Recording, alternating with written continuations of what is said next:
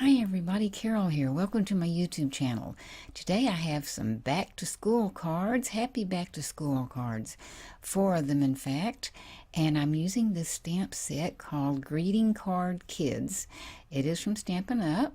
I don't know if it's available anymore or not, but those are the little kids, and I use another big old heart stamp there, and you'll see how it unfolds as we go along. I make this same card 2 different ways with little different decorations, but this one I decided to trace some around these little kids and make masks, and then I put the masks down where I want them placed on this heart.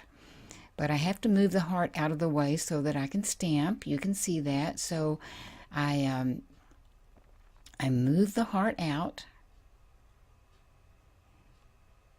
get them situated, and hold them down, then slide the heart out and trace around at least part of the way of the figure so that I can tell about where to stamp, where I want to stamp. It doesn't have to be the whole thing, of course. So in part of the masks I don't even cut out because I don't need that part of it masked off. It's not going to touch the ink. Now in order to do this the way I think to get the clearest image is I just went ahead and cut the stamps out. Well, that way I didn't have to worry about cleaning the stamp off or getting ink somewhere where I didn't want it. So I cut the little boy off and then stamped him.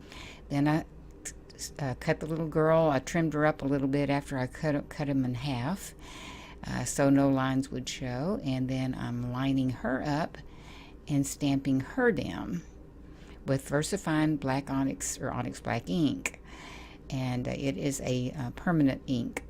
So then I go back and erase those lines, those little marks that I had, so that when I stamp the heart in just a moment, and that red ink that you see up in the left hand corner, I don't want the pencil mark to show through. So now here's my red ink and my heart stamp. I've got to pull my masks back in so that I can stamp on top of them. I'll show you in just a minute another way to do this that you might enjoy better. I'm stamping it off, get such a nice impression over there, and then when I go to stamp it down, I turn it at an angle. It doesn't stamp nearly as well as my scratch paper over there, but that's okay. It's I go back with some Prismacolors. I could have used markers, whatever you have on hand, whatever you like to use, and just fill in the heart. It is kind of a folk art look, so it doesn't have to be exact and at all. Might be better not being exact. Now I'm just cutting out this little girl out of the scrap paper over there to show you how I made another card. Of course I would cut it out of cardstock. I would stamp it onto cardstock and cut it out, and I did. You'll see that in a minute, but I'm just showing you how I made it off camera. This is just a different version of how to do it. Stamp the heart out, stamp the heart down first, and then stamp the kids and cut them out. Whichever you would rather do, which to you seems easier, that would be, what you could do. I did it both ways. So anyway, once I glued the little kids down, then I colored them, but I don't want to bother you and bore you with that.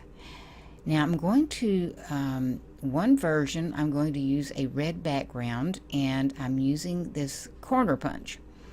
I actually used the same punch on a Christmas card last year. You might want to go back and look at that, but I'm punching out both corners.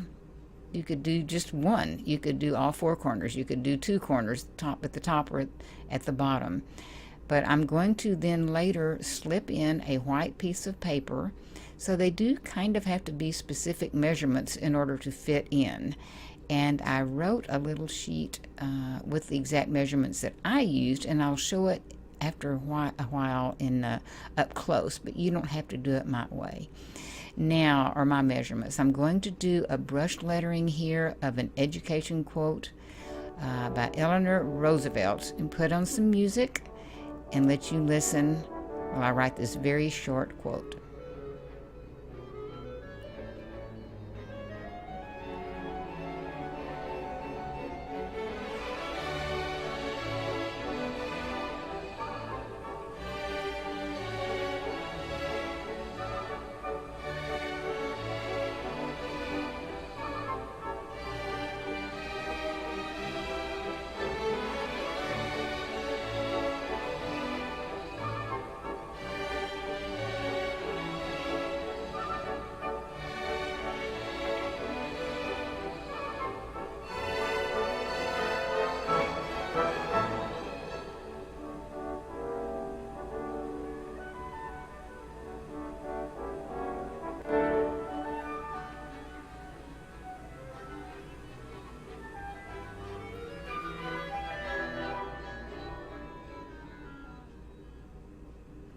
And now to come back down to earth after that beautiful music. But it just is educational music in itself, I think. So, but that's true. The giving of love is an education in itself. And I thought that was really a pretty quote. So now I've got that tucked in to these little corners. I'm going to tuck in the little children. I'll come back and do a little more stamping. You'll see that in a minute. But now's the time to punch the holes because I'm going to string these together like a little booklet. So I use my swing line punch. The holes are lined up. Now I make a mistake here. I turned the paper upside down instead of, I should have flipped it over because the holes are not exactly lined up the same, as you can see right there. It's okay because, as I said, it's kind of a folklore look. But in hindsight, I will just tell you not to make the mistake I did. Now, I have a piece of yarn that I, 3-ply, that I separated into 1-ply, and a beautiful thin yarn that's knobby, and it's very, very thin, but it has little knobs, and it has all different colors into the yarn. And I'm putting 2 of those to the 1 strand of the red. I'm threading it up through the bottom and then taking it back down on the other one from the top, but it doesn't have to be that way. I was just thinking the knot would be at the back, but that doesn't matter because you can slide the knot around, of course. The holes are big enough. Now, to keep these all evenly tied an even equal distance apart, I put these stamps back there just simply to give me a guideline. I pull the thread as tight as it'll fit, and that way then I'm moving the stamp over, 1 stamp in the middle, 1 stamp on the edge. It doesn't have to be a stamp, it could be anything. That's equal measurement. And so then I'm tying another knot here just to keep the papers separated the same amount and trimming it off. And you'll see when I slide those out that the loops are the same distance. And that's what it looks like tied together. Very loose little booklet, but it's a card. I did go back and glue that down at the top where it was loose. The hole punch went through the white and cut it all the way to the edge. Now here's the other card I made that's almost exactly alike, except no red background. And I used a little heart enamel, the little enamel hearts that came in one of the Simon Says stamp kits, and sprinkled them around. Now I'm going to go back and use 2 heart stamps, a little bitty one and a small one. And then also I did have this stamp that said love you, because this would be the cover of the card if they got it like in the mail like that. And I think the love you would be cute for a child. This one says, just a little note to tell you how special you are. I went around the edges with a neutral ink, put that on the front. And this would just be a note to a child that you cared about. I was showing how you could put that big heart on the front there. That would be very pretty. But when that child gets that, maybe they're a little bit anxious about going back to school. Maybe they're going to a new school. Maybe it's the first day of school or the first day of junior high or something like that, middle school. And so that is just a way for you to tell them that you're thinking of them and you care about them, and it'll be okay. This too will pass, right? Hopefully, anyway. So now here I am going back with the hearts and filling in some of that white space, and I'm just stamping off on a scrap piece down there. So I think that looks better, personally, without being too busy. And then on the other side, above Eleanor Roosevelt's name, I thought I'll put 1 more little small heart. It fills in the space, and it also ties the 2 pieces together. So that card together, if it's closed up and has the little love you sign on the front, would just make I think, a real memento for maybe a scrapbook or something. Who knows? And then this one, I'm going to do the same thing. Now that's just full-size yarn. I don't know if I said that. I didn't divide that yarn. It's just the full 3-ply yarn and nothing else added. And I think it looks nice. There's the big heart. And one of the little bitty ones, keeping this one very clean and simple. And again, that really would be a good Valentine card. So, and a wedding card, but in different colors maybe. I mean, use your imagination, and I know you do. Now the next two cards are using the same little kids, but totally different cards. This one I'm using this very large background stamp that's a plaid, and it's all wonky, and kind of part of the print is missing, and so I love that look. And so giving it a good mash. Now I'm not actually using this. I had already made the card off camera, but I wanted to show you how I did stamp it.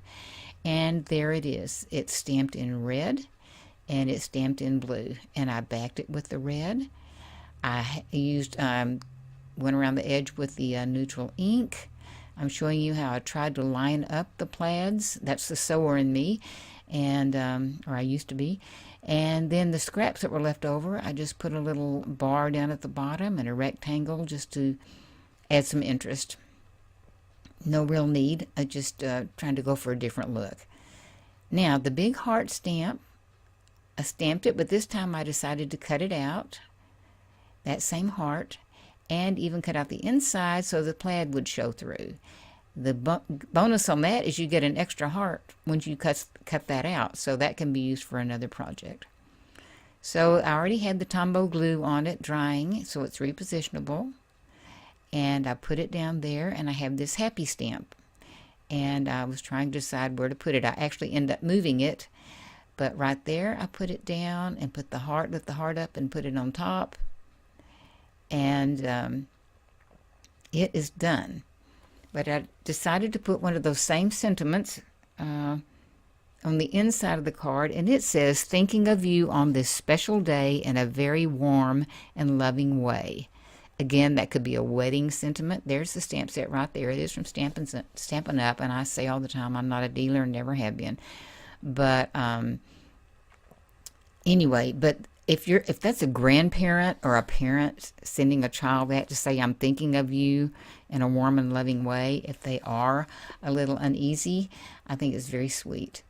So going back with the red stamps, red heart stamp. Now here is the fourth and final card. And this is a groovy card. This stamp set is called Groovy. And maybe the child's parents or grandparents were from the groovy generation. I'll tell you in a minute how I make that background. It started with the green check paper, pattern paper. I stamped the little kiddos on a piece of paper and put the big groovy stamps in green.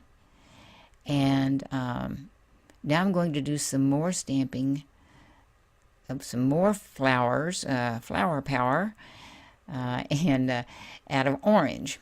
So I thought I might use the big stamp, so I put that other sheet of paper back there to catch over the overflow, but as it turned out I didn't. I just used two small stamps there. And then I'm going to use the large flower on the bottom in orange and put that white sheet of paper down for protection if it goes over, which it probably wouldn't have hurt anything if it would have made a good impression. And another little happy stamp sentiment in the green that matches the check. I end up not using it, but it was definitely a possibility. Now there is a groovy stamp in the set that I did in the orange, and then in the navy blue that matches the dots that I stamped on that green check paper, which you will see in a minute. So I stamped them both off. I'll cut them out in a minute and play with them, see which one I like better.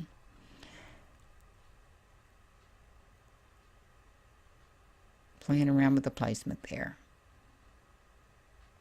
Now, while I was at it, I thought I'm going to use one of these little fine Millennium pens and go back and color in all four cards, color in their little eyes, because they kind of get covered up with the colored pencils or whatever you use. Now here's what I did. That is a big wheel. They may be considered passé, but I still enjoy using them. This paper is called Die Cuts with a View, and the green check, but I drew off with a pencil about the size of the card, and I'm using a roller wheel with navy blue. And I've done this before many times and wanted to share with you guys how you can change even a patterned piece of paper into a more patterned piece of paper and get it to be the colors that you're using and that you need, and you can mix and match so much better that way. I mean, it's such a good idea to be able to bring your colors together. So I had just inked this pad up, and some of it didn't print very well. I don't know why, but again, there's that plaid stamp if you want to all go together. But that's what it looks like, all stamped out, and that's how I came up with that design. And so then you have something that is not bought in the store because you've made it your own. So I glued it down. It's a little bit larger than the other card. It doesn't matter what size it is. I just put a white border, left it to where it had a white border. Decided to use the groovy stamp. And then these were actually my leftovers. These are what I was stamping off on. And I thought it looks good enough to go on the inside. So you just don't know what you're going to end up with just when you're stamping off your stamp. And I thought it looked good. So there are the little groovy kids going back to school. And it just depends on what the child's personality is like, what his family life is like, whatever. And these are the cards, all 4 cards. Again, they could be used for other occasions.